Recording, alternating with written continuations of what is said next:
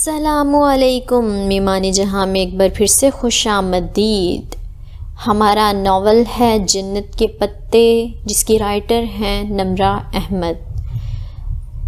اگلے ایپیسوڈ کی جانب بڑھنے سے پہلے ایک چھوٹا سا ریویو لیں گے ہم لوگ پچھلے ایپیسوڈ کا، کہ کس طرح سے حیا جہان کے گھر پہ گئی تھی اپنی دوستوں کو لے کے، تو وہاں پہ جہان سکندر نے اس کی بہت تذلیل کروا دی تھی، اور وہ وہاں سے یہ تہیہ کر کے نکلی تھی کہ آئندہ وہ کبھی پھپھو کے گھر میں قدم نہیں رکھے گی۔ تو دیکھتے ہیں اگلی قصوں کی جانب بڑھتے ہیں یہ جاننے کے لیے کہ کیا حیا واقعی ہی اپنی اس بات پہ قائم رہ پاتی ہے یا جلد ہی ٹوٹ جائے گی، پگھل جائے گی اپنے اس چاہنے والے کے سامنے پھر سے ایک بار، جیسا کہ وہ ہمیشہ سے کرتی آئی ہے۔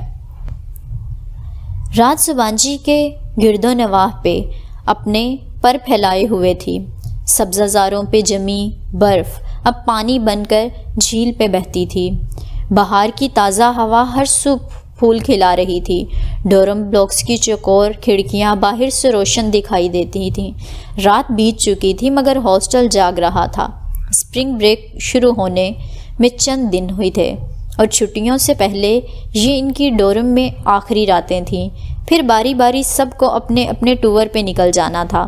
خدیجہ، حیا، ٹالی اور چیری کے ڈورم میں رونق اپنے عروج پہ تھی۔ حیا کی کرسی پہ سوئٹزرلینڈس کی سارا ایکسٹینشن کا ریسیور کان سے لگائے بیٹھی تھی، مسکراہٹ دبائے انگلیوں پہ سنہری بالوں کی لٹ لپیٹتے ہوئے وہ کہہ رہی تھی، میرا فیوریٹ کلر تو بلو ہے۔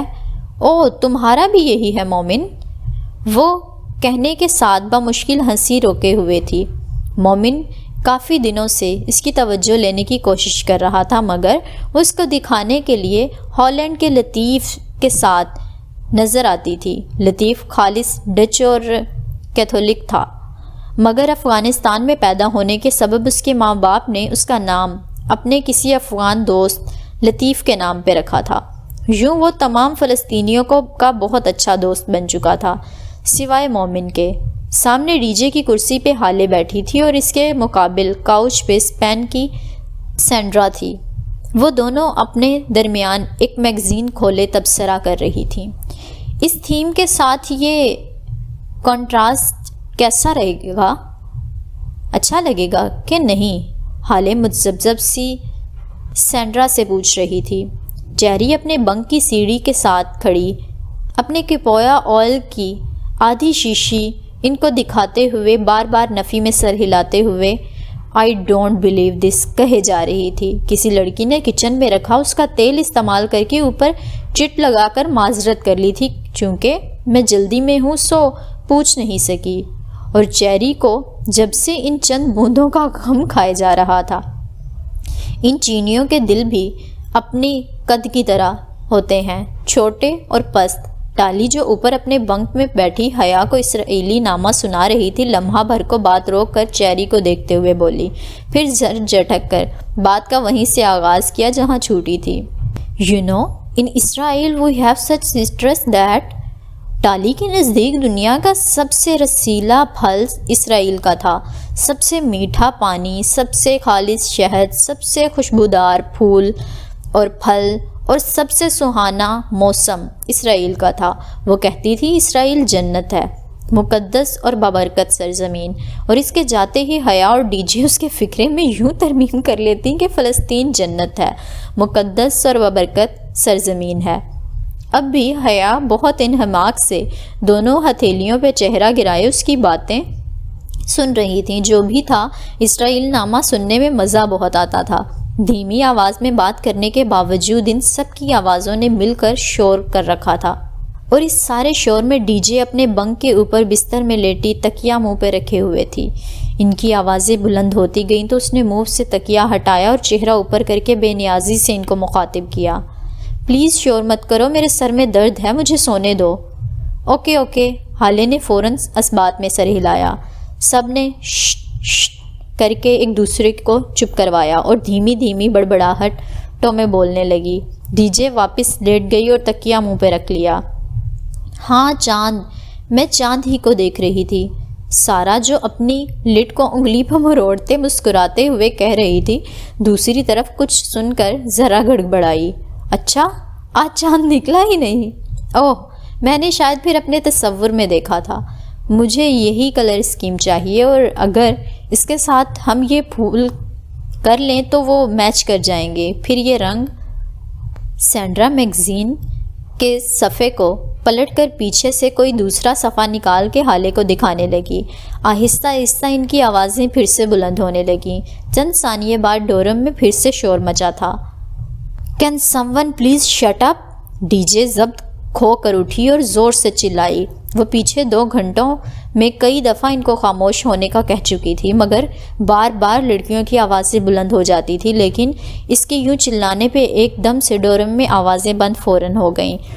بس تم آرام کرو، ہم چپ ہیں، اب سب آہستہ بولو۔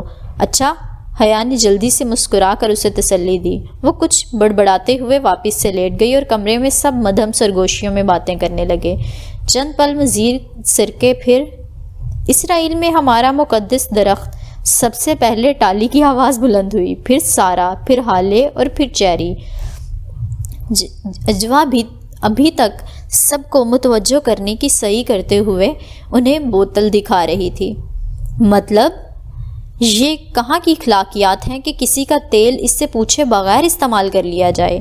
شور واپس سے لوٹ رہا تھا۔ ڈی جے ایک دم اٹھی، کمبل اتار کر پھینکا، بنک کی سیڑھیاں پھلانگ کر اتری، اپنی میز پہ رکھا سویٹر گردن پہ ڈالا، ساتھ رکھی 3 کتابیں اٹھائیں، تہہ کردہ اینک کھول کر آنکھوں پہ لگائی اور خاموشی سے کسی کی طرف دیکھے بنا باہر نکل گئی۔ اس نے اپنے پیچھے دھڑام سے دروازہ بند کیا تھا۔ ڈورم میں ایک دم سناٹا چھا گیا۔ اس نے ایک دوسرے کو دیکھا۔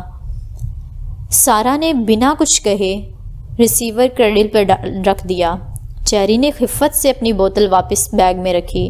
ہالے اور سینڈرا نے میگزین بند کر دیا۔ بہت سی نادم نگاہوں کے تبادلے ہوئے۔ وہ ناراض ہو گئی ہے، اب کیا کریں؟ ہالے بہت آہستہ سے بولی۔ ٹھہرو، میں اسے مناتی ہوں۔ حیا نے کمبل پرے ہٹایا اور بنک کی سیڑھیاں اتر کر نیچے آئی، میز پہ رکھا اپنا دوپٹہ اٹھایا اور چپل پہنتے ہوئے باہر نکل گئی۔ پیچھے کمرے میں ابھی تک سناٹا چھایا تھا۔ اسٹڈی ساتھ ہی تھی، اسے پتا تھا ڈی جے وہیں ہوگی۔ اس نے دروازہ دھکیلا تو وہ کھلتا چلا گیا۔ وہ سامنے رائٹنگ ٹیبل پہ کتابیں پھیلائے بیٹھی تھی۔ چوکھٹ سے اس کی نیم رخ ہی نظر آتا تھا، پھر بھی وہ دیکھ سکتی تھی کہ وہ رو رہی ہے۔ اس کا دل ایک دم بہت دکھا تھا۔ وہ دبے قدموں چلتے ہوئے اس کے قریب آئی۔ D J? خدیجہ بائیں کنپٹی کو انگلی سے مسلتے چہرہ کتاب پہ جھکائے آنسو پینے کی کوشش کر رہی تھی۔ DJ, we are really sorry. وہ کرسی کھینچ کر اس کے ساتھ بیٹھی اور اس کا ہاتھ تھامنا چاہا۔ ڈی جے نے سختی سے ہاتھ چھڑا لیا۔ اسے بے حد ملال ہوا۔ سوری یار، ہم نے تمہارا خیال نہیں کیا، تمہاری طبیعت تو ٹھیک ہے؟ وہ جواب دیے بنا یوں ہی کنپٹی کو انگلی سے مسلتی کتاب پہ سر جھکائے بیٹھی رہی۔ سر میں درد ہے؟ اس نے ہولے سے پوچھا۔ ڈی جے نے اس بات میں سر ہلا دیا۔ ٹیبلٹ لی ہے؟ ہاں، وہ ہتھیلی کی پشت سے گیلے رخسار رگڑتے ہوئے بولی تو آواز بھاری تھی۔ صرف یہی بات ہے؟ اس نے غور سے اس کا چہرہ دیکھا۔ مجھے گھر یاد آ رہا ہے۔ تو رو کیوں رہی ہو؟ سیمسٹر ختم ہونے کے بعد ہم نے گھر تو چلے جانا ہے نا؟ سیمسٹر ختم ہونے میں بہت دیر ہے، اس نے چہرہ اٹھا کر بے چارگی سے اسے دیکھتے ہوئے کہا۔ اینک کے پیچھے اس کی آنکھیں آنسوؤں سے بھری تھیں۔ دیر کہاں؟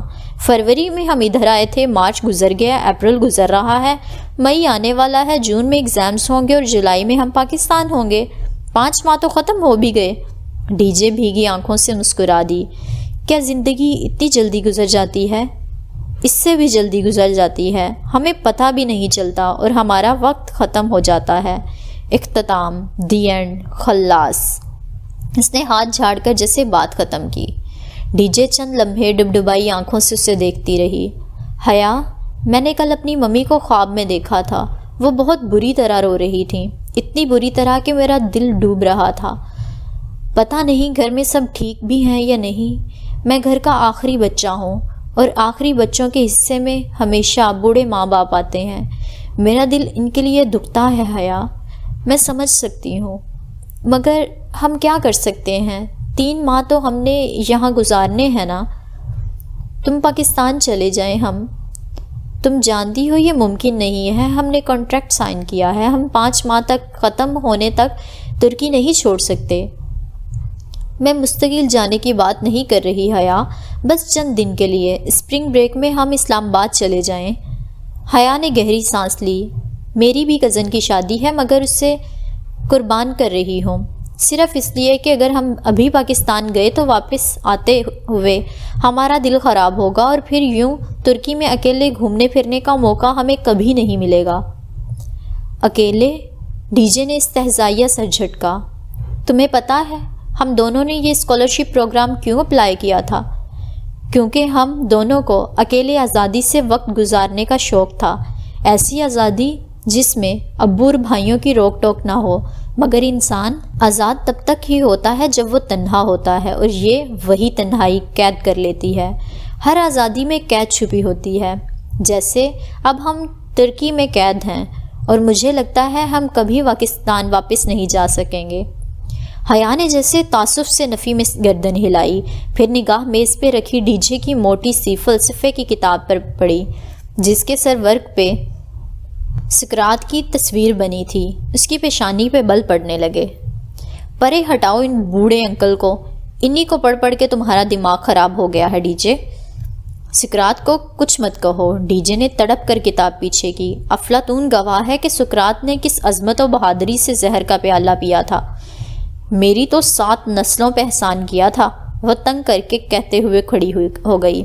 اور ہم کوئی پاکستان نہیں جا رہے، 7 دن اور ترکی کے 7 شہر، یہ پروگرام ہے ہمارا۔ ڈن ڈن، ڈی جے مسکرا دی۔ اور سنو، آج ٹائم چینج ہو گیا ہے، گھڑی 1 گھنٹہ آگے کر لو۔ وہ ڈی جے کو نارمل ہوتا دیکھ کر ٹولی کا اسرائیل نامہ سننے واپس چلی گئی۔ اوہ نہیں، یہاں بھی وہی مشرف والا نیا ٹائم، پرانا ٹائم۔ ڈی جے نے جھنجھلاتے ہوئے کتاب کھولی۔ اسے نئے ٹائم پرانے ٹائم سے زیادہ کوفت کسی شے سے نہیں ہوتی تھی۔ ٹاکسم اسکوائر کا مجسمہ آزادی بہار کے پھولوں کی خوشبو میں وسا ہوا تھا۔ صبح کا وقت تھا اور مجسمے کے گرد دائرے میں اگی گھاس پہ سرخ، سفید، زرد ٹیولپس کھلے تھے۔ فضا میں تازہ پکے پھلوں کی رسیلی مہک تھی۔ وہ دونوں اس ٹھنڈی میٹھی ہوا میں ساتھ ساتھ چلتی استقلال اسٹریٹ کی طرف بڑھ رہی تھیں۔ دونوں نے سیاہ کوٹ پہن رکھے تھے اور بازو میں بازو ڈال رکھا تھا۔ وہ اتنی دفعہ استقلال اسٹریٹ آ چکی تھی کہ بہت سی دکانیں تو انہیں حفظ ہو چکی تھیں۔ اس کے باوجود وہ آج تک اس طویل ترین گلی کے اختتام تک نہیں پہنچ سکی تھیں۔ ان کے تمام دوست اور ڈورم فیلوز کل ہی اپنے ٹور پر نکل چکے تھے۔ انہوں نے آج سارا دن استقلال اسٹریٹ میں شاپنگ کر کے کل صبح بس سے کیپاڈوکیا جانا تھا۔ آج وہ خوب بھاؤ تاؤ کر کے شاپنگ کرنے کا پروگرام بنا کر آئی تھیں، کیونکہ ویسے بھی پاکستانی سیاحوں کے لیے ترک فوراً نرخ کم کر دیتے تھے۔ 7 دن 7 شہر، کتنا مزہ آئے گا نا؟ ڈی جے نے چشم تصور سے خوبصورت ترکی کو دیکھتے ہوئے آنکھیں بند کر کے کھولیں۔ مزہ تو چھوٹا لفظ ہے ڈی جے، مجھے تو خود پہ رشک آنے لگا ہے۔ کیا زندگی اتنی حسین بھی ہو سکتی ہے؟ وہ دونوں استقلال اسٹریٹ میں داخل ہو گئی تھیں۔ وہاں ہمیشہ کی طرح رش تھا۔ دونوں اطراف میں بنے ریسٹورنٹس اور دکانوں کی رونقیں عروج پہ تھیں۔ اس کا نقشہ ہمارے پاس ہے۔ ہم ہر روز ایک شہر جائیں گے، ایک رات ادھر قیام کریں گے اور پھر وہاں سے قریبی شہر کی بس پکڑ کر آگے چلے جائیں گے۔ یوں 7 دن میں ہمارے 7 شہر ہو جائیں گے، اور کیپاڈوکیا میں ہاٹ ایئر بلون کی فلائٹ بھی لیں گے۔ کتنا مزہ آئے گا حیا، جب ہم بیلون کی ٹوکری میں بیٹھے اوپر فضا میں تیر رہے ہوں گے، اور اوپر ہم اور نیچے پورا ترکی ہمارے قدموں تلے ہوگا۔ وہ دونوں بہت جوش و جذبے سے منصوبے بناتے ہوئے آگے بڑھ رہی تھیں۔ ایک طرف برگر کنگ کا بورڈ جگمگا رہا تھا۔ ڈی جے نے گردن موڑ کر اسے دیکھا۔ سنو حیا، جہان کو بھی ساتھ لیے چلتے ہیں؟ اس کو تو نام بھی مت لو۔ وہ سیدھ میں دیکھتے ہوئے آگے چلتی گئی۔ ابھی وہ اس کے ریسٹورنٹ کی شکل بھی نہیں دیکھنا چاہتی تھی۔ یار معاف کر دو نا، وہ کسی اور بات پہ اپسٹ ہوگا، مگر میں اسی بات پہ اپسٹ ہوں۔ کوئی ضرورت نہیں ہے اس سے ملنے کی۔ وہ اسے بازو سے ذرا کھینچ کر آگے لے گئی۔ میرا مائیگرین میرا سارا ٹرپ خراب کرائے گا۔ ٹیبلٹ لی تھی مگر کوئی فرق ہی نہیں پڑا۔ ڈی جے کو پھر سے سر میں درد ہونے لگا تھا۔ اور میرا ٹرپ میرا غیر رجسٹرڈ فون کرائے گا۔ اس نے کوٹ کی جیب سے حالے کا بھدا ترک فون نکال کر مایوسی سے اسے دیکھا۔ اس کی بیٹری بہت جلد ختم ہو جاتی ہے۔ وہاں دوسرے شہروں میں پتہ نہیں کیا حالات ہوں، میں اپنے پاکستانی فون کو رجسٹرڈ ہی کروا لیتی ہوں۔ ٹھیک ہے مگر پہلے جوتے دیکھ لیں۔ وہ دونوں ایک شو اسٹور کا دروازہ دھکیلتے ہوئے اندر داخل ہوئیں۔ دروازہ ذرا بھاری تھا، مشکل سے کھلا۔ حیا چمبے سے دروازے کو دیکھتے ہوئے آگے بڑھ گئی۔ عجیب بات تھی کہ جس اگلی دکان پہ وہ گئیں اس کا دروازہ بھی زور لگا کر دھکیلنے پہ پیچھے ہوا۔ آج استقلال جدیسی کے دروازوں کو کیا ہوا ہے؟ ڈی جے بھی محسوس کر کے ذرا حیرت سے بولی۔ ایویا کی دکان استقلال اسٹریٹ میں ذرا آگے جا کر ملی۔ وہ دونوں اکٹھی چوکھٹ تک آئیں اور لاشعوری طور پر ایک دم بہت زور سے دروازے کو دھکیلا۔ وہ گلاس ڈور بے حد باریک اور نازک شیشے کا بنا تھا۔ وہ گویا اڑتا ہوا جا کر مخالف سمت میں کھڑے اسٹینڈ سے ٹکرایا اور زوردار چھناکے کی آواز آئی۔ لوہے کے اسٹینڈ کا کوئی ہک نکلا ہوا تھا، اس کی ضرب زور سے لگی اور دروازے کے اوپری حصے سے شیشے کے ٹکڑے چھن چھن کرتے فرش پہ آ گرے۔ وہ دونوں ایک دم ساکت سی آدھے ٹوٹے دروازے کو دیکھ رہی تھیں۔ کاؤنٹر کے نچلے دراز سے کچھ نکالتے سیلز مین نے چونک کر سر اونچا کیا۔ ٹوٹے دروازے کو دیکھ کر اس کا منہ پورا کھل گیا۔ وہ ہکا بکا سا اٹھ کھڑا ہوا۔ کاپے کر دی؟ اس نے انگلی سے دروازے کی طرف اشارہ کیا۔ ڈی جے کا سکتہ پہلے ٹوٹا۔ وہ حیا کے قریب کھسکی اور ہولے سے سرگوشی کی۔ حیا، اس نے ہمیں دروازہ توڑتے نہیں دیکھا، بس ٹھیک ہے، ہم مکر جائیں گے۔ وہ گلا کھنکارتے خود کو نارمل کرتے ہوئے آگے بڑھی اور اپنا پاکستانی فون اس کی طرف بڑھایا۔ فون رجسٹر کروانا ہے۔ کائے پہ کر دی مادام؟ وہ فون کو دیکھے بنا ابھی تک دروازے کی جانب اشارہ کرتے ہوئے پوچھ رہا تھا۔ مجھے فون رجسٹرڈ کروانا ہے۔ کائے پہ کر دی؟ ڈی جے یہ کیا بک رہا ہے؟ وہ خوف سے ڈی جے کی طرف پلٹی۔ اسے غالباً انگلش نہیں آتی اور یہ دروازے کے بارے میں پوچھ رہا ہے۔ دیکھو بھائی، وہ آگے آئی اور کاؤنٹر پہ کوہنی رکھے بڑے اعتماد سے بولی، ہم نے کوئی دروازہ نہیں توڑا اور ہم نے تو تمہارا دروازہ دیکھا ہی نہیں۔ بالکل، ہم نے تو کبھی زندگی میں دروازے نہیں دیکھے۔ ہمارے ہاں گھروں میں دروازے ہوتے ہی نہیں ہیں، لوگ کھڑکیوں سے اندر پھلانگ کر آتے ہیں۔ مگر ان کی کوئی بات اس کی سمجھ میں نہیں آ رہی تھی۔ وہ اب صدمے اور دکھ سے سینے پہ ہاتھ مارتے دروازے کو دیکھتے ہوئے اللہ اللہ کہنے لگا۔ ترک شدید غم میں یہی کرتے تھے۔ اچھا میرا فون رجسٹرڈ کر دو۔ لڑکا چند لمحے غمگین و کینہ پرور نگاہوں سے اسے دیکھتا رہا، پھر ہاتھ آگے بڑھایا۔ پاسپورٹ۔ ان دونوں نے ایک دوسرے کو ذرا تشویش سے دیکھا۔ یہ پاسپورٹ صرف فون کے لیے مانگ رہا ہے؟ نہیں، یہ ہمیں اندر کروائے گا۔ ڈی جے، اسے پاسپورٹ نہیں دینا ورنہ اس نے اتنا لمبا جرمانہ کروانا ہے کہ ہمارا ٹرپ کینسل ہو جائے گا۔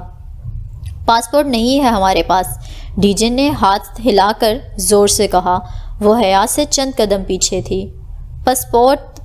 اس نے بازو بڑھائے، پھر سے پاسپورٹ مانگا۔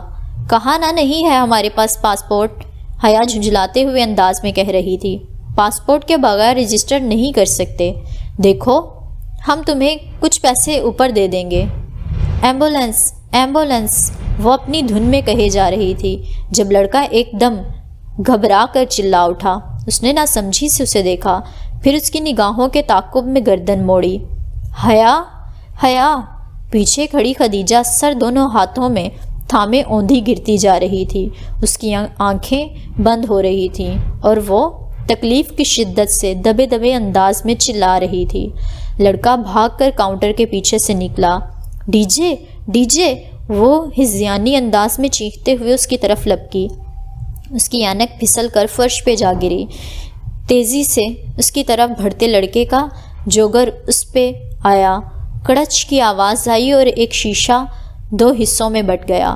ڈی جے وہ اس پہ جھکی دیوانہ وار اسے پکار رہی تھی۔ ڈی جے کی آنکھیں بند ہو رہی تھیں، ساری دنیا گویا اندھیرے میں ڈوب رہی تھی۔ ہسپتال کا کوریڈور سرد اور ویران تھا، سنگ مرمر کا فرش کسی مردے کی طرح تھا، سفید، بے جان، ٹھنڈا۔ وہ بینچ پہ بالکل سیدھی بیٹھی تھی، ساکت، جامد، سیدھ میں کسی غیر مرئی نقطے پہ نگاہیں مرکوز کیے۔ اس کی آنکھوں سے آنسو مسلسل ٹوٹ ٹوٹ کر گر رہے تھے۔ جب سے ڈی جے آپریشن تھیٹر میں تھی وہ یوں ہی ادھر بیٹھی تھی۔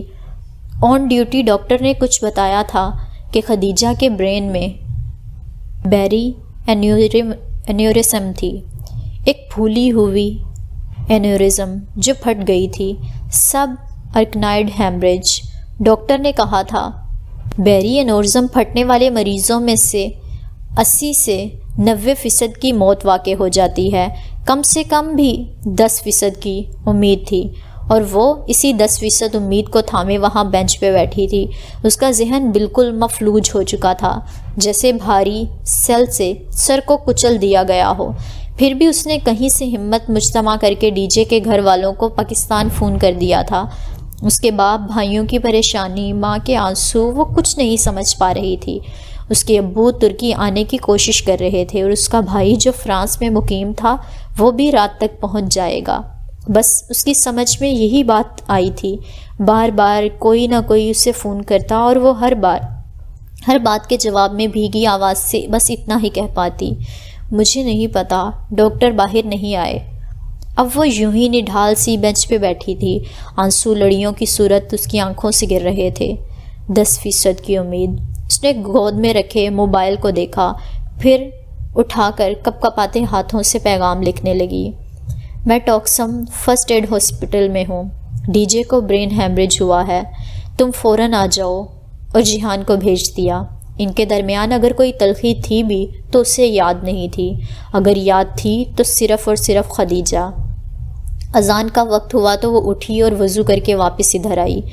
کوٹ اس نے وہیں بینچ پہ چھوڑ دیا تھا، اور اب نیلی قمیض کی آستینیں گیلے بازوؤں پہ نیچے کر کے، چہرہ، ہاتھ اور ماتھے سے بال بھی ویسے ہی گیلے تھے۔ کیا زندگی اتنی جلدی گزر جاتی ہے؟ اس سے بھی جلدی گزر جاتی ہے۔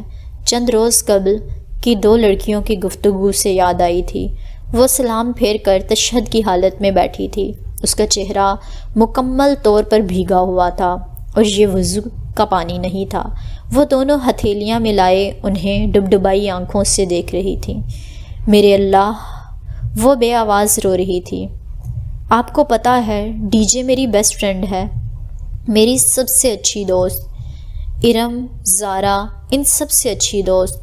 آپ اسے ہم سے مت چھینیں، اس کے ماں باپ وہ بوڑھے ہیں، وہ مر جائیں گے، آپ ہمیں ایسے مت آزمائیں، آپ ہمیں ڈی جے واپس کر دیں، میری 10% کی امید کو ہارنے مت دیں۔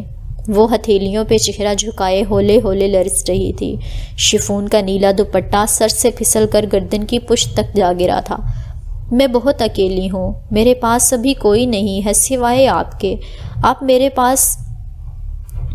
پاس بجانے کے لیے کوئی گھنٹی نہیں ہے، کھٹکھٹانے کے لیے کوئی دروازہ نہیں ہے، ہلانے کے لیے کوئی زنجیر نہیں ہے۔ اللہ، میری پہلی امید بھی آپ ہیں، آخری بھی آپ ہیں۔ اگر آپ نے میری مدد نہ کی تو کوئی میری مدد نہیں کر سکے گا، اگر آپ نے چھین لیا تو کوئی دے نہیں سکے گا، اور اگر آپ دے دیں تو کوئی روک نہیں سکے گا۔ آپ ہمیں ڈی جے کی زندگی واپس لوٹا دیں، آپ ڈی جے کو ٹھیک کر دیں۔ اس کے دل پہ گرتا ہر آنسو اندر ہی اندر داغ لگا رہا تھا، جلتا سلگتا ہوا داغ۔ اس کا دل ہر پل زخمی ہوتا جا رہا تھا۔ اللہ تعالیٰ، آپ، میرے پاس کوئی نہیں ہے جس سے میں مانگ سکوں، اور آپ کے علاوہ کوئی نہیں ہے جو مجھے کچھ دے سکے۔ میری ایک دعا مان لیں، میں زندگی بھر کچھ نہیں مانگوں گی، کبھی کوئی خواہش نہیں کروں گی۔ آپ ہمیں ڈی جے کی زندگی واپس لوٹا دیں۔ میں ہر وہ کام کروں گی جو آپ کو راضی کرے اور راضی رکھے۔ میں آپ کو کبھی ناراض نہیں کروں گی۔ آپ ڈی جے کو ٹھیک کر دیں پلیز۔ وہ ہاتھوں میں چہرہ چھپا کر پھوٹ پھوٹ کر رو رہی تھی۔ وہ زندگی میں کبھی اتنی اکیلی نہیں ہوئی تھی جتنی آج تھی۔ وہ کبھی اتنی بے بس، اتنی لاچار بھی نہیں رہی تھی جتنی اس وقت تھی۔ کتنے گھنٹے گزرے، کتنی گھڑیاں بیتیں، اسے کچھ یاد نہیں تھا، بس اندھیرا چھا رہا تھا۔ جب اس نے جیہان کو تیز تیز قدموں سے چلتے اپنی طرف آتے دیکھا، وہ کھڑی بھی نہیں ہوئی، بس بینچ پہ بیٹھی گردن اٹھائے خالی خالی نظروں سے اسے دیکھے گئی۔ تم نے مجھے پہلے کیوں نہیں بتایا؟ اب کیسی ہے وہ؟ ہوا کیا تھا؟ وہ پھولی سانسوں کے درمیان کہتے ہوئے اس کے ساتھ بیٹھا۔ وہ اتنا ہی پریشان تھا جتنی وہ۔ بیری انورزم پھٹ گیا تھا، جس کے نتیجے میں سب آرگنائڈ ہیمریج۔ اسے خود جو سمجھ میں آیا وہ بتانے لگی۔ بتا کر وہ پھر سے دونوں ہاتھوں سے سر دیے رونے لگی۔ وہ ٹھیک ہو جائے گی، تم ایسے مت رو۔ تم نے کچھ کھایا ہے؟ تم مجھے ٹھیک نہیں لگ رہی، میں کچھ لاتا ہوں۔ پھر وہ رکا نہیں، تیزی سے اٹھ کر چلا گیا۔ جب واپس آیا تو ہاتھ میں سینڈوچز کا پیکٹ اور جوس کی بوتل تھی۔ کچھ کھا لو۔ اس نے سینڈوچ نکال کر اس کی جانب بڑھایا۔ مجھ سے نہیں کھایا جائے گا۔ وہ نفی میں سر ہلانے لگی۔ اسی پل آپریشن تھیٹر کے دروازے کھلے۔ وہ تڑپ کر اٹھی۔ میں دیکھتا ہوں۔ اسے وہیں رکنے کا کہہ کر وہ آگے گیا اور باہر آنے والے سرجن سے ترک میں بات کرنے لگا۔ وہ بے قراری سے کھڑی ان دونوں کی باتیں کرتے دیکھے گئی۔ اوکے سر ہلا کر بات ختم کر کے وہ واپس سے اس کی طرف آیا۔ کیا کہہ رہا تھا ڈاکٹر؟ کیسی ہے ڈی جے؟ وہ آرام سے ہے، ابھی اسے شفٹ کر دیں گے، مگر تم ٹھیک نہیں ہو، ادھر بیٹھو۔ اسے واپس بینچ پر بٹھا کر اس نے سینڈوچ اس کی طرف بڑھایا۔ یہ کھاؤ۔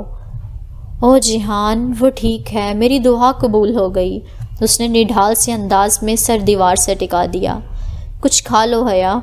اس کے اصرار پہ اس نے بمشکل آدھا سینڈوچ کھایا اور تھوڑا سا جوس پیا، پھر بوتل پڑے ہٹا دی۔ جیہان، میری دعا رد نہیں ہوئی۔ میں نے اتنی دعا کی تھی، یہ کیسے ہو سکتا تھا کہ کوئی اتنی دعا کرے اور وہ پوری نہ ہو؟ وہ کھوئے انداز میں دور خلاؤں میں دیکھتے ہوئے کہہ رہی تھی۔ حیا، تھوڑا سا کھا لو ورنہ تمہاری طبیعت بگڑ جائے گی۔ نہیں، تمہیں پتہ ہے میں نے کبھی اتنے دل سے دعا نہیں مانگی جتنی آج مانگی تھی۔ پھر یہ کیسے ہو سکتا ہے کہ وہ پوری نہ ہوتی؟ اس کی آنکھوں سے پھر سے آنسو بہنے لگے۔ وہ خاموشی سے اسے دیکھے گیا۔ اب وہ مزید کچھ نہیں کھائے گی، اسے اندازہ ہو چکا تھا۔ وہ اب سامنے دیوار کو دیکھتے ہوئے بہتے آنسوؤں کے درمیان کہہ رہی تھی، تمہیں پتہ ہے انسان کو کوئی چیز نہیں ہرا سکتی جب تک کہ وہ خود ہار نہ مان لے، اور میں نے آج امید نہیں ہاری تھی جیہان، مگر بعض دفعہ قسمت ہرا دیتی ہے۔ وہ بہت دھیرے سے بولا تو وہ چونکی۔ جیہان اسے ہی دیکھ رہا تھا۔ ایک دم اس کا دل ڈوب کر ابھرا۔ جیہان، حیا، ڈی جے کی ڈیتھ ہو گئی ہے۔ کوریڈور کا سناٹا یک دم سے ٹوٹا۔ پیچھے کہیں اسٹریچر کے پہیوں کے چلنے کی آواز آئی۔ وہ بنا پلک جھپکے جیہان کو دیکھ رہی تھی۔ ہاتھ میں پکڑی ٹوٹی اینک پر اس کی گرفت سخت ہو گئی تھی۔ پسینے میں بھیگی ہتھیلی سے اینک کے شیشے پہ دھند چھاتی جا رہی تھی، ٹھنڈی گیلی دھند۔ میری فرینڈز مجھے ڈی جے کہتی ہیں، لیکن چونکہ آپ میری فرینڈ نہیں ہیں اس لیے مجھے خدیجہ ہی کہیں۔ شام کی دھندلی سی چادر نے پورے استنبول کو اپنی لپیٹ میں لے رکھا تھا۔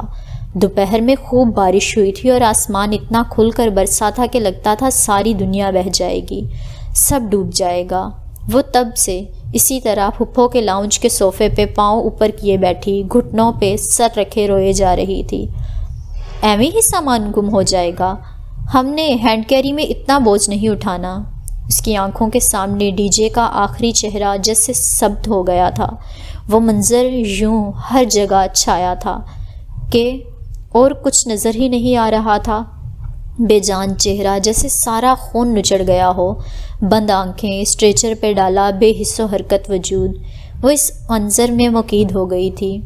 ایویں ہی برف نہ پڑے، خود تو برف باری دیکھ دیکھ کر اکتا چکے ہیں، ہمیں تو دیکھنی ہے۔ اس سے رات ڈی جے کا بھائی پہنچ گیا تھا اور وہ 2 دن تک کلیئرنس بھی مل گئی تھی۔ آج دوپہر اس کی میت لے کر پاکستان روانہ ہو گئے تھے۔ تب اسے جیہان اور پھپھو اپنے ساتھ لے آئے تھے۔ وہ اس وقت سے یوں ہی بیٹھی تھی، نہ کھاتی تھی نہ کوئی بات کرتی، بس روئے چلے جا رہی تھی۔ اس کا غم بہت بڑا تھا، سامنے والے کمرے میں بڑے ہینڈسم سے لڑکے رہتے ہیں حیا، میں نے انہیں کمرے میں جاتے دیکھا ہے۔ سارے دن میں اگر اس نے کوئی بات کی بھی تھی تو یہی تھی کہ مجھے پاکستان جانا ہے، میری سیٹ بک کروا دیں، میں نے ادھر نہیں رہنا۔ کچن میں جیحان اور پھپھو کھڑے یہ بات کر رہے تھے، ان کی دبی دبی آوازیں اس تک پہنچ رہی تھی مگر وہ نہیں سن رہی تھی۔ اس کی دلچسپی ہر شے سے ختم ہو گئی تھی۔ مگر میں کیسے جا سکتا ہوں اس کے ساتھ، اور وہ اکیلی کیسے جا سکتی ہے؟ اسے کل سے بخار ہے، حالت دیکھی ہے تم نے اس کی؟ میں اسے اکیلا بھیجوں تو اپنے بھائی کو کیا منہ دکھاؤں گی؟ مگر ممی، آپ کو ابا کا پتہ ہے نا، انہیں علم ہوا تو انہیں یہ بتائے گے کہ تم انقرہ تک گئے ہو۔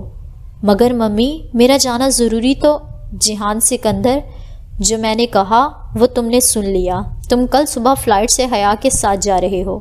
وہ اسی طرح گھٹنوں میں سر دیے رو رہی تھی۔ ارد گرد کیا ہو رہا تھا اس سے نہیں پتہ تھا۔ اس کا دل ایسے ہی بری طرح ٹوٹا تھا کہ ہر شے سے دلچسپی ختم ہو چکی تھی۔ پارک ٹاورز ایشیا کا سب سے بڑا شاپنگ مال، اس نے کون سا جا کر چیک کر لینا ہے، تھوڑا سا شو مارنے میں کیا حرج ہے؟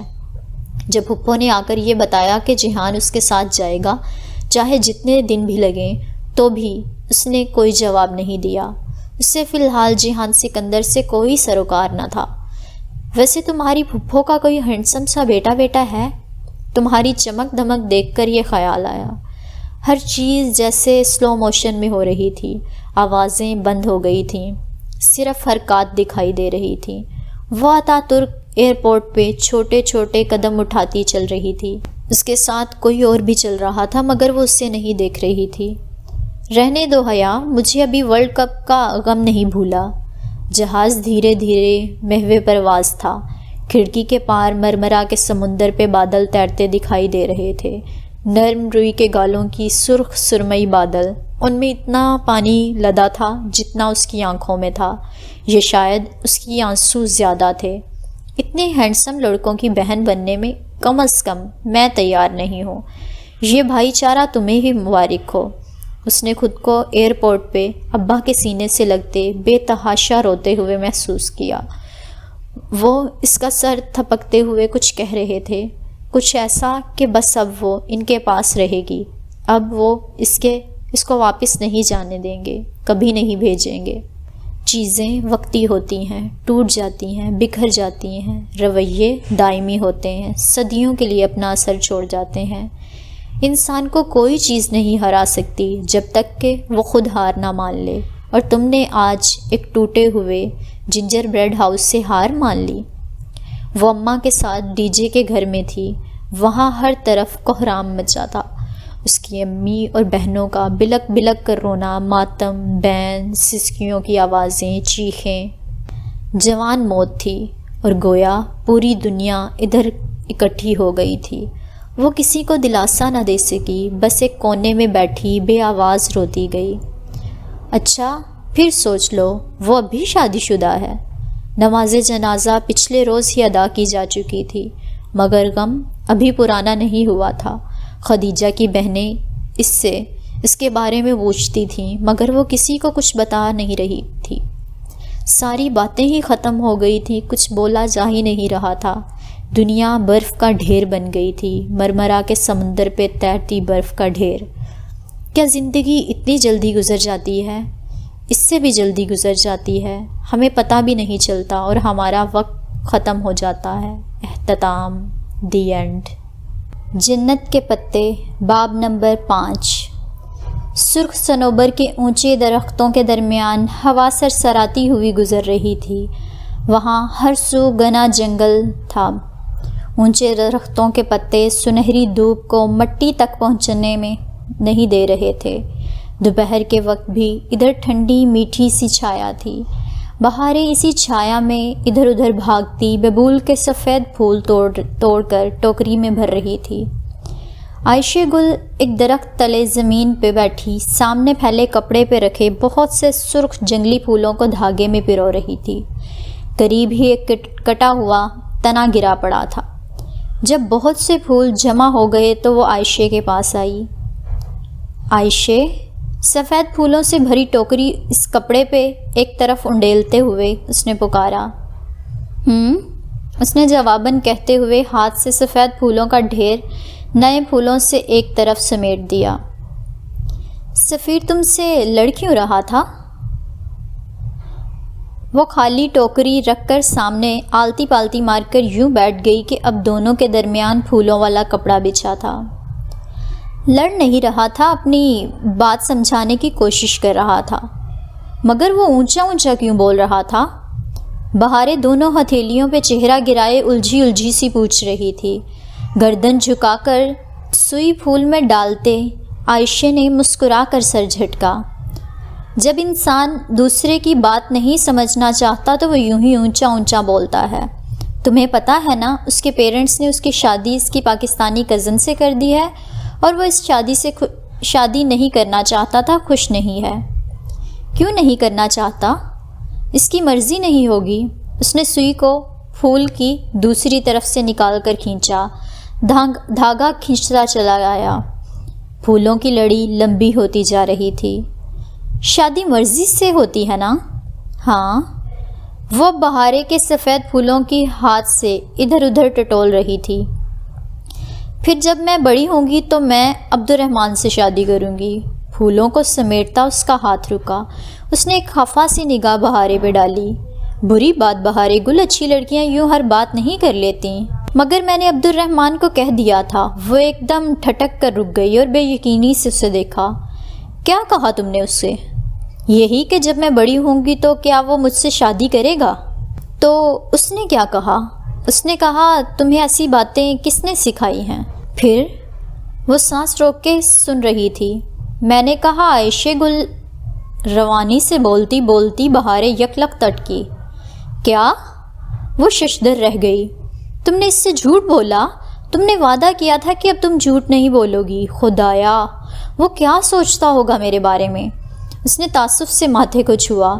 بہاریں نے لاپرواہی سے شانے اچکائے۔ مگر اسے پتہ چل گیا تھا۔ اس نے کہا عائشہ گل اچھی لڑکی ہے اور مجھے پتہ ہے اس نے ایسا کچھ نہیں کہا ہوگا۔ اس کی بات پہ عائشہ کے تنے اعصاب ڈھیلے پڑ گئے۔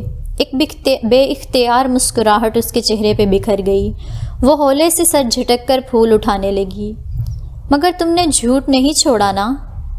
وعدہ اب نہیں بولوں گی۔ ہر دفعہ اللہ سے وعدہ کرتی ہو، وہ ہر دفعہ تمہیں ایک اور موقع دے دیتا ہے، مگر تم پھر وعدہ توڑ دیتی ہو۔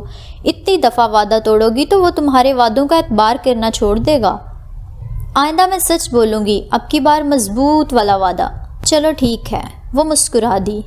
اب تم نے ہمیشہ سچ بولنا ہے، کیونکہ جب انسان بہت زیادہ جھوٹ بولتا ہے تو ایک ایسا وقت آتا ہے جب اسے خود اپنے سچ کا بھی اعتبار نہیں رہتا۔ سی گلز کا ایک غول پھڑپھڑاتا ہوا ان کے اوپر سے گزرا۔ عائشہ نے گردن اٹھا کر اوپر دیکھا۔ وہ پرندے یقیناً پورے بیوقدا کے چکر کاٹ کر اب سمندر کی طرف محو پرواز تھے۔ عائشہ گل چند لمحے ان پرندوں کے پنکھ کی مانند اڑ کر بادل میں گم ہو گئے تو بہاریں نے پکارا، بولو۔ وہ گردن جھکائے اپنی لڑی میں اب سرخ پھولوں کے آگے سفید پھول پرو رہی تھی۔ تم تو ہمیشہ سچ بولتی ہو نا؟ ایک بات بتاؤ گی؟ بہاریں نے ذرا ڈرتے ڈرتے کہہ رہی تھی۔ پوچھو۔ عبداللہ کی بہن کسی کو کہہ رہی تھی کہ بیوقدا کی پولیس بہت بری ہے۔ وہ عبد الرحمن پاشا کو کچھ نہیں کہتی اور یہ کہ وہ جزیرے کا سب سے برا آدمی ہے۔ عائشہ، کیا عبد الرحمن واقعی برا آدمی ہے؟ وہ رک رک کر تذبذب سے پوچھ رہی تھی۔ عائشہ سانس روکے اسے دیکھ رہی تھی۔ بہاریں خاموش ہوئی تو اس نے ذرا خفگی سے سر جھٹکا۔ نہیں، وہ بہت اچھا آدمی ہے۔ عبداللہ کی بہن کو کیا پتہ؟ اور تم نے کسی سے جا کر عبد الرحمن کے بارے میں کوئی بات نہیں کرنی۔ تمہیں اپنا وعدہ یاد رکھنا ہے نا؟ بہاریں نے گردن اثبات میں ہلا دی۔ مجھے یاد ہے۔ عائشہ دھاگا دانت سے توڑ کر لڑی کے دونوں سروں کو آپس میں گرہ لگانے لگی۔ اس کے چہرے پہ واضح اداسی بکھری تھی۔ وہ سپہر میں خدیجہ کے گھر سے واپس آئی تھی۔ کچھ دیر کمرے میں لیٹی رہی۔ سر درد سے پھٹا جا رہا تھا، بخار بھی ہو رہا تھا اور نیند تک آ نہیں رہی تھی۔ بند کمرے میں گھٹن ہونے لگی تو وہ گھبرا کر اٹھی اور کھڑکیوں کے پردے دونوں ہاتھوں سے ہٹائے۔ سامنے لون میں کرسیوں پر ابا اور اماں کے ساتھ تایا فرقان اور سائمہ تائی چائے پیتے نظر آ رہے تھے۔ میز پر اسنیکس اور دیگر لوازمات رکھے تھے اور وہ لوگ باتوں میں مگن تھے۔ سائمہ تائی بہت سلیقے سے سر پہ دوپٹہ جمائے فاطمہ کی طرف چہرہ کیے کچھ کہہ رہی تھیں۔ فاطمہ تایا فرقان کے سامنے سر پہ دوپٹہ لے لیتی تھیں جو پیچھے کیچر تک ڈھلک جاتا تھا۔ ان کی آنکھیں حیا جیسی تھیں اور لوگ کہتے تھے کہ 20 سال بعد حیا ایسی ہی ہوگی، اور اب وہ سوچتی تھی کہ پتہ نہیں 20 سال بعد وہ ہوگی بھی یا نہیں۔ وہ شاور لے کر سادہ سفید ٹراؤزر پر ٹخنوں کو چھوتی، سفید لمبی قمیص پہنے ہم رنگ دوپٹہ سر پہ لیے باہر آئی۔ پہلے عصر کی نماز پڑھی کہ نمازیں ان 3 دنوں میں وہ تقریباً ساری پڑھ رہی تھی۔ خدیجہ کے لیے اب بہت ڈھیر ساری دعائیں کر کے وہ اٹھی اور پھر دوپٹہ شانوں پہ پھیلائے، بالوں کو کھلا چھوڑے کچن کی طرف آ گئی۔ فاطمہ فریج سے کچھ نکال رہی تھی۔ اسے آتے دیکھا تو فریج کا دروازہ بند کر کے مسکراتی ہوئی اس کی طرف آئیں۔ شانوں تک آتے بالوں کو کیچر میں باندھے وہ عام حلیے میں بھی بہت جاذب نظر لگتی تھیں۔ میرا بیٹا اٹھ گیا؟ انہوں نے اسے گلے لگایا، پھر ماتھا چوما۔ جی، وہ مسکرانا چاہتی تھی مگر آنکھیں بھیگ گئیں۔ بس صبر کرو، اللہ کی چیز تھی اللہ نے لے لی۔ صبر نہیں آتا ماں، اتنا آسان ہوتا تو کوئی دوسرے کو کرنے کو نہ کہتا اماں، ہر شخص خود ہی کر لیتا، مگر میں کوشش کروں گی۔ گڈ، اچھا باہر آ جاؤ، تایا تائی ملنے آئے ہیں۔ مجھ سے؟ ہاں، اور جہان سے بھی۔ اوہ ہاں، کدھر ہے وہ؟ اسے یاد آیا کہ وہ بھی ساتھ آیا تھا۔ بس کھانا کھا کر سو گیا تھا، ظاہر ہے تھکا ہوا تھا، ابھی میں نے دیکھا تو اٹھ چکا تھا، کہہ رہا تھا بس آ رہا ہوں۔ ویسے سبین کا بیٹا ذرا، وہ کہتے ہوئے جھجکیں، ذرا پراؤڈ سا نہیں ہے؟ نہیں، وہ شروع میں یوں ہی ریزرو سا رہتا ہے اور بعد میں، حیا نے گہری سانس لی، بعد میں بھی ایسا ہی رہتا ہے، اس شروع اور بعد کے درمیان کبھی کبھی نارمل ہو جاتا ہے۔ وہ باہر آئی تو اسے دیکھ کر تایا فرقان مسکرائے۔ وہ جھک کر ان دونوں سے ملی۔ اتنے عرصے بعد ملا ہوں اپنی بیٹی سے، اور وہ بھی ایسے موقع پر۔ تمہاری دوست کا سن کر بہت افسوس ہوا، اللہ اس کی مغفرت کرے۔ آمین۔ وہ سر کو اسبات کے ساتھ تعزیت وصول کرتی کرسی کھینچ کر بیٹھی۔ ہوا کیا تھا اس سے؟ سائمہ تائی نے ازراہ ہمدردی پوچھا۔ Brain haemorrhage. چند لمحے کے لیے ملال زدہ خاموشی چھا گئی، جسے برآمدے کا دروازہ کھلنے کی آواز نے چیرا۔ وہاں سے فاطمہ باہر آئی تھی اور ان کے عقب میں جہان بھی تھا۔ اس نے سیاہ ٹراؤزر میں جس کے دونوں پہلوؤں پہ لمبی سفید دھاری تھی کہ اوپر آدھے بازوؤں والی سرمئی ٹی شرٹ پہن رکھی تھی۔ آنکھیں خمار آلود تھیں، جیسے ابھی سو کر اٹھا ہو۔ چہرہ اور سامنے کے بال گیلے تھے، وہ شاید پانی کے چھینٹے مار کر تولیے سے منہ خشک کیے بغیر ہی آ گیا تھا۔ اسے آتے دیکھ کر سب اس کی طرف متوجہ ہو گئے۔ وہ لون کے دھانے پہ پہنچا تو لمحے بھر کے لیے ذرا تذبذب سے گھاس کو دیکھا، پھر ایک نگاہ سامنے بیٹھے افراد کے قدموں پہ ڈالی جو جوتوں میں مقید تھے، پھر ذرا جھجک کر گھاس پہ چلتا ہوا ان تک آیا۔ حیا جانتی تھی کہ وہ کیوں جھجکا ہے۔ ترکی میں گھاس پہ جوتوں سے چلنا سخت مایوب سمجھا جاتا تھا، اور موقع ملنے پہ وہ اور ڈی جے اپنی دلی تسلی کے لیے چل لیا کرتی تھیں۔ شکر ہے تمہاری شکل تو دیکھی ہم نے۔ اس سے مل کر رسمی انداز میں سب کا حال احوال پوچھ کر تایا فرقان نے گھنی مونچھوں تلے مسکراتے ہوئے پوچھا۔ تھینکس۔ وہ رسماً کبھی نہیں مسکرایا اور اسی سرد انداز میں کہتا حیا کے مقابل کرسی کھینچ کر بیٹھا۔ وہ یہاں آنے پر قطعاً راضی نہ تھا، وہ جانتی تھی۔ سبین نے تو گویا قسم کھا رکھی تھی کہ ہمیں اپنے بیٹے کی شکل نہیں دیکھنے دیں گی۔ اسے کیسے خیال آیا تمہیں بھیجنے کا؟ اس کے لیے دیے سے انداز کا اثر تھا کہ تایا فرقان کے مسکراتے لہجے کے پیچھے ذرا سی چبھن در آئی۔ ممی کو تو اپنی بھتیجی کو اکیلے بھیجنا اور لگ رہا تھا، سو مجھے آنا پڑا۔ بغیر کسی لگی لپٹی کے اس نے کہہ ڈالا۔ منگیتر منکوہا کے الفاظ تو دور کی بات، اس نے میری کزن تک نہیں کہا تھا، گویا رشتوں کی حدود واضح کر رہا تھا۔ سلیمان صاحب کے ماتھے پہ ذرا سی شکن ابھر آئی اور سائمہ تائی کے لبوں کو ایک معنی خیز مسکراہٹ نے چھو لیا۔ حیا بالکل لا تعلق سی لون کی کیاریوں میں اگے پھولوں کو دیکھنے لگی۔ وہ اور ڈی جے ہمیشہ ٹاکسم پارک سے پھول چرانے کی کوشش کرتے تھے، مگر پارک کا کیئر ٹیکر ان پہ بڑی سخت نگاہ رکھتا تھا۔ اور تمہاری ممی کب آئیں گی؟ سلیمان صاحب نے چائے کا گھونٹ بھرتے ہوئے پوچھا۔ ممی کی بھتیجی اور تمہاری ممی، اس کے گھر کے مرد آج بہت تول تول کر الفاظ ادا کر رہے تھے۔ کچھ کہہ نہیں سکتا، اس نے شانے اچکا دیے۔ جہان جو جوس لوگے یا چائے یا پھر کافی؟ فاطمہ نے چائے کا ایک خالی کپ ٹرے میں رکھتے ہوئے اس کو مخاطب کیا۔ وہ مردوں کی بنسبت اس کو داماد والا پروٹوکول دے رہی تھی۔ بس ایپل ٹی بہت ہے، اس نے روانی میں کہہ دیا، مگر فاطمہ کی آنکھوں میں ابھرتی ناسمجھی دیکھ کر لمحے بھر کو متذبذب ہوا، پھر فوراً تصحیح کی، بس چائے۔ فاطمہ نے مسکرا کر سر ہلایا اور ٹرے اٹھائی اندر کی طرف بڑھ گئیں۔ تو بیٹا آپ کی اسٹڈیز کمپلیٹ ہو گئیں؟ سائمہ تائی اب بہت میٹھے لہجے میں پوچھ رہی تھیں۔ وہ ہر کسی کے لیے اتنی میٹھی نہیں ہوتی تھیں، کچھ تھا جو اسے چونکا گیا تھا۔ جی اب تو کافی عرصہ ہو گیا۔ پھر کیا کر رہے ہو آپ؟ میرا استقلال اسٹریٹ پہ ایک ریسٹورنٹ ہے، وہی دیکھتا ہوں۔ جواباً سائمہ تائی ذرا حیران ہوئیں، البتہ تایا فرقان نے متانت سے سر ہلاتے ہوئے اپنے تاثرات چھپا لیے۔ وہ جانتی تھی کہ وہ لوگ استقلال اسٹریٹ کی قیمتی زمین کی اہمیت کو نہیں سمجھتے، اس لیے متاثر نہیں ہوئے، اور گو کہ وہ اپنی لا تعلقی توڑنا نہیں چاہتی تھی، پھر بھی دھیرے سے بولی۔ استقلال اسٹریٹ پہ ایک ریسٹورنٹ کا مطلب ہے لاہور کی ایم عالم روڈ پہ 2 ریسٹورنٹس۔ وہ کہہ کر کیاریوں کو دیکھنے لگی۔ اوہ اچھا، گڈ۔ ان کے تاثرات فوراً ہی بدلے۔ والد صاحب کی طبیعت کیسی ہے اب؟ جی ٹھیک ہے، وہ مختصر جواب دے رہا تھا، تبھی فاطمہ اس کے چائے کا مگ ٹرے میں لیے چلی آئیں۔ کچھ لو نا بیٹا، تم نے کچھ نہیں لیا۔ جی میں لیتا ہوں۔ اس نے مگ اٹھا لیا مگر دوسری کسی شے کو نہ چھوا۔ تایا فرقان اور سائمہ تائی ادھر ادھر کی چھوٹی چھوٹی باتیں کر کے جلد ہی اٹھ کر چلے گئے، البتہ جاتے وقت وہ جہان کے لیے دیے جانے والے آج رات کے ڈنر پہ سب کو مدعو کر کے گئے تھے۔ تمہاری چھٹی کب تک ہے پھر؟ ان کے جانے کے بعد سلیمان صاحب نے جہان سے پوچھا۔ بس یہی 4 دن، پھر تم اپنی فلائٹ بک کروانا، تو حیا کی مت کروانا، وہ واپس نہیں جائے گی۔ حیا نے چونک کر ابا کو دیکھا۔ اوکے، جہان نے ایک سرسری نظر اس پہ ڈالتے ہوئے شانے اچکا دیے۔ مگر ابا ہمارا کانٹریکٹ؟ وہ ایک دم بہت پریشان ہو گئی تھی۔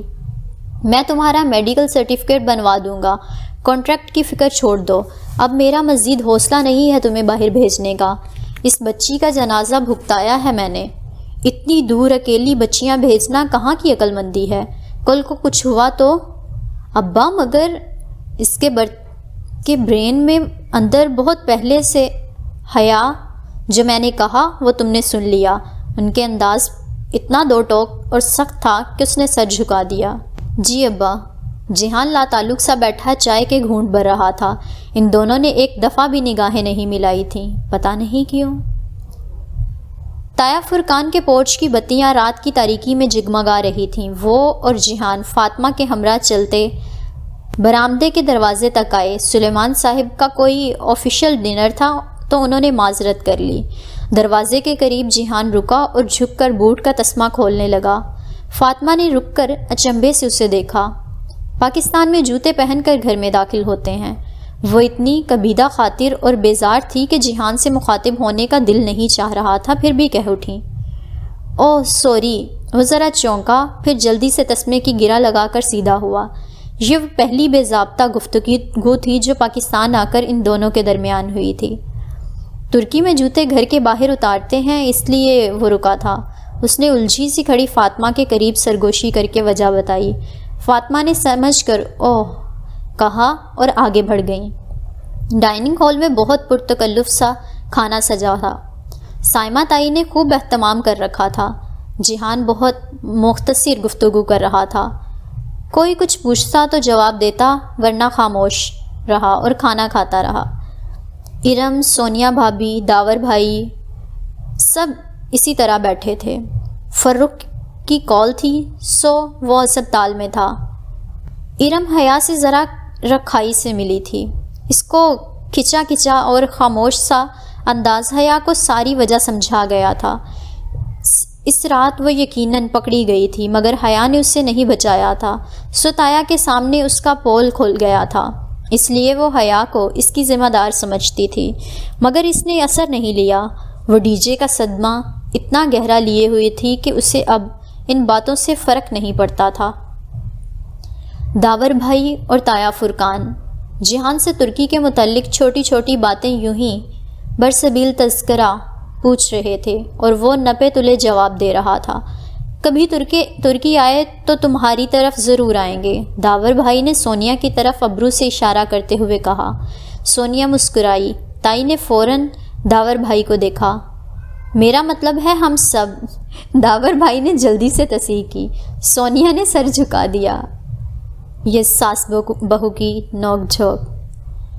شیور، جہان نے شانے اچکا دیے۔ جیسے آپ آئیں یا نہیں مجھے فرق نہیں پڑتا۔ آگے کا کیا ارادہ ہے تمہارا؟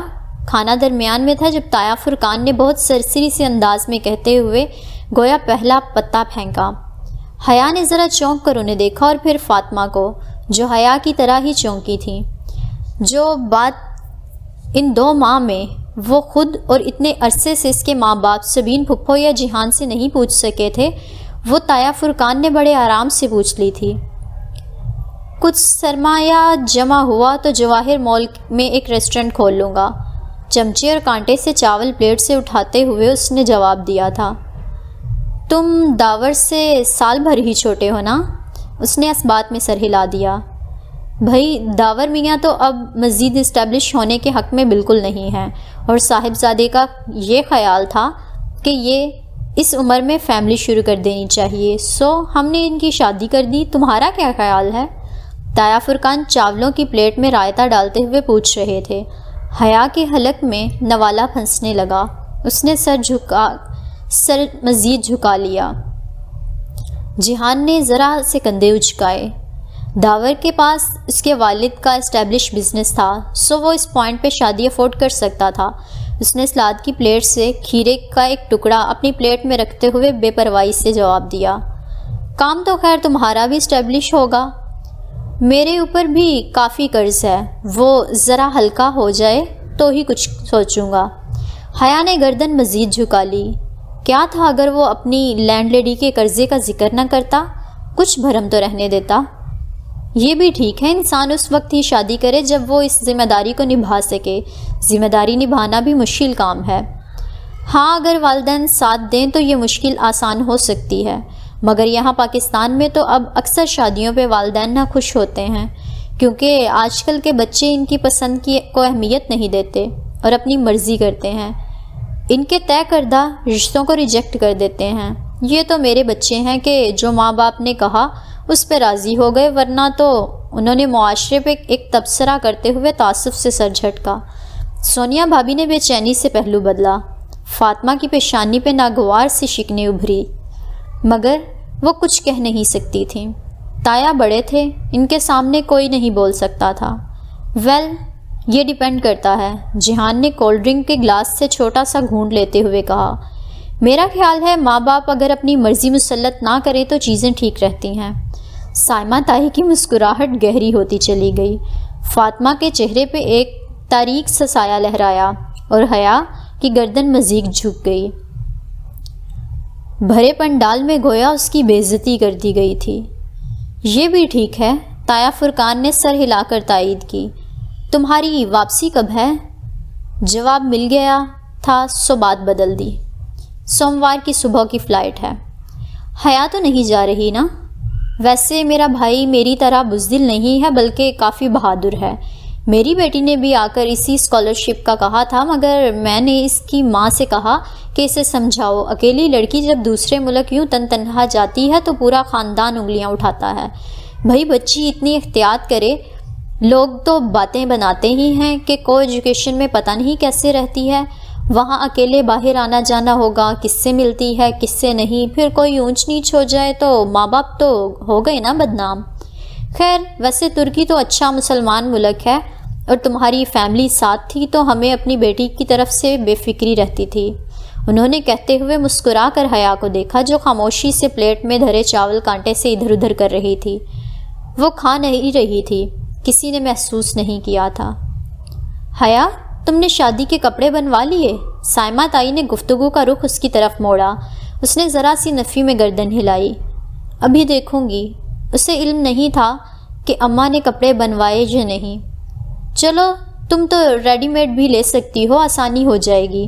سارا مسئلہ میری ارم کا ہوتا ہے، دوپٹہ شفون کا نہ ہو، پتلا دوپٹہ سر پر ہی نہیں ٹکتا، آستین باریک نہ ہو، اور پھر جو اچھا جوڑا لگتا ہے اس کی آستین ہی غائب ہوتی ہے۔ تمہاری تو خیر ہے، تم سبھی کچھ پہن لیتی ہو، ساری مصیبت تو میری آئی رہتی ہے، بار بار درزی کے چکر لگانے پڑتے ہیں۔ بات ختم کر کے انہوں نے ایک نظر جیہان پر ڈالی۔ وہ ٹیشو سے ہاتھ صاف کر رہا تھا۔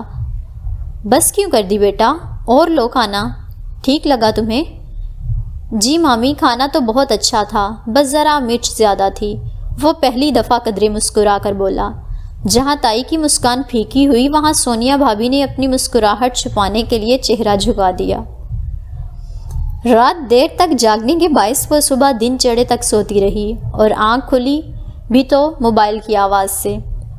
اس نے مندی مندی آنکھیں کھولیں اور سائڈ ٹیبل پہ رکھا اپنا پاکستانی موبائل اٹھا کر دیکھا۔ وہاں پرائیویٹ نمبر کالنگ جلتا بجھتا دکھائی دے رہا تھا۔ اف، یہ پھر پیچھے پڑ گیا، اور اسے پتا تھا کہ جب تک اٹھائے گی نہیں وہ کال کرتا رہے گا۔ ہیلو، اس نے کوہنیوں کے بل اٹھتے ہوئے فون کان سے لگایا۔ ویلکم بیک، کیسی ہیں آپ؟ وہی دھیما خوبصورت گمبھیر لہجہ۔ اس کی پیشانی پہ بل پڑ گئے۔ کیوں فون کیا ہے آپ نے؟ آپ کی دوست کا سنا تھا، بہت افسوس ہوا۔ آئندہ آپ کو کبھی افسوس ہو یا خوشی ہو مجھے کال مت کیجیے گا۔ آپ اتنی بدگمان کیوں رہتی ہیں؟ آپ اگلے بندے کی پوری بات کیوں نہیں سنتی؟ مجھے کہنے تو دیں جو مجھے کہنا ہے۔ اسے جیسے غصہ آیا تھا۔ دیکھیں، میں جانتی ہوں کہ آپ کون ہیں، میں یہ بھی جانتی ہوں کہ آپ کس کے بیٹے ہیں، اور یہ بھی کہ آپ کا میرے خاندان سے کیا ایشو ہے، مگر بات جو بھی ہے اس کا مجھ سے کوئی واسطہ نہیں۔ آپ آئندہ فون کریں گے بھی تو میں نہیں اٹھاؤں گی، خدا حافظ۔ اس نے زور سے بٹن دبا کر فون بند کیا اور تکیے پہ اچھال دیا۔ پتہ نہیں کون سا گناہ تھا اس کا جو وہ اس شخص کے پیچھے پڑ گیا تھا، اور اپنے ساتھ بہت سے مسئلے اس کے پیچھے لگا گیا تھا۔ شام میں فاطمہ کے بے حد اصرار اور پھر ناراض ہونے کی دھمکی کے بعد حیا وہ کامدار انارکلی فراک پہننے راضی ہو گئی تھی جو رنگ کے فرق کے ساتھ تمام لڑکیوں نے مہندی کے لیے بنوائے تھے۔ اس کا قطن تیار ہونے کو دل نہیں چاہ رہا تھا، مگر فاطمہ نے اس کی ایک نہیں سنی۔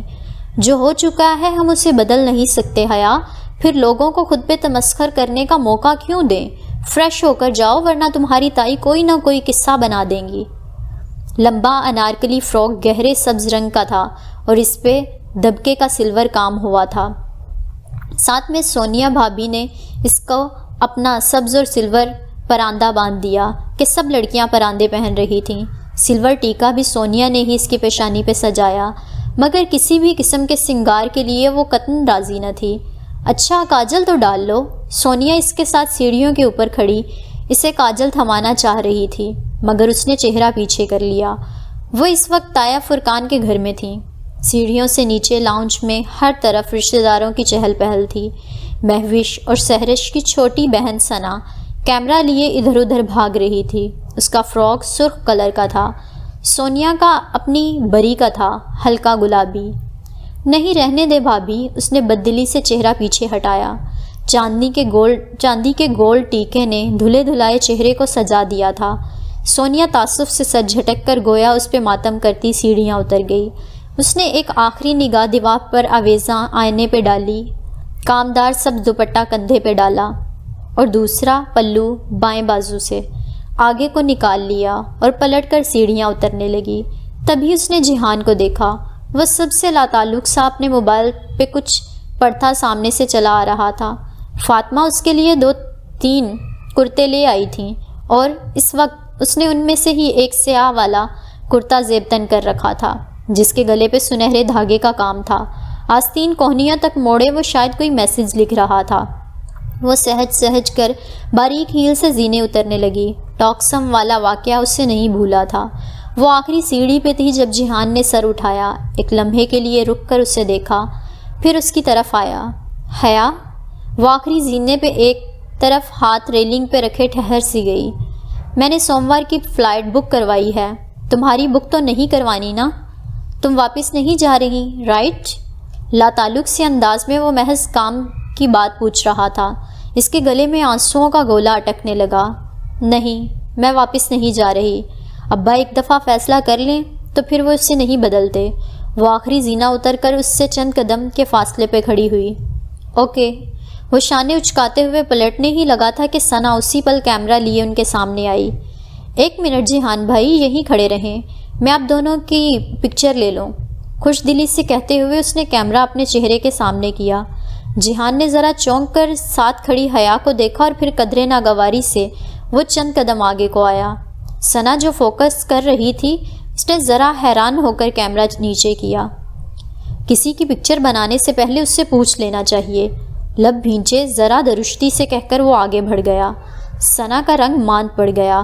اس کا کیمرے والا ہاتھ ڈھیلا ہو کر پہلو میں آ گرا۔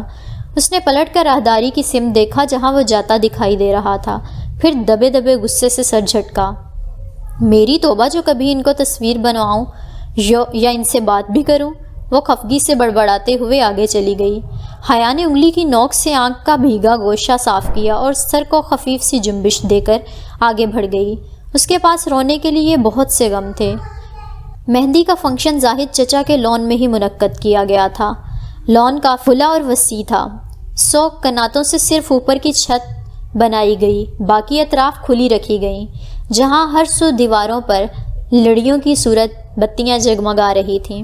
اسٹیج پر رکھے لکڑی کے جھولے کو گیندے کے پھولوں سے آراستہ کیا گیا تھا اور مہوش اس پر کسی ملکہ کی سی شان سے بیٹھی تھی۔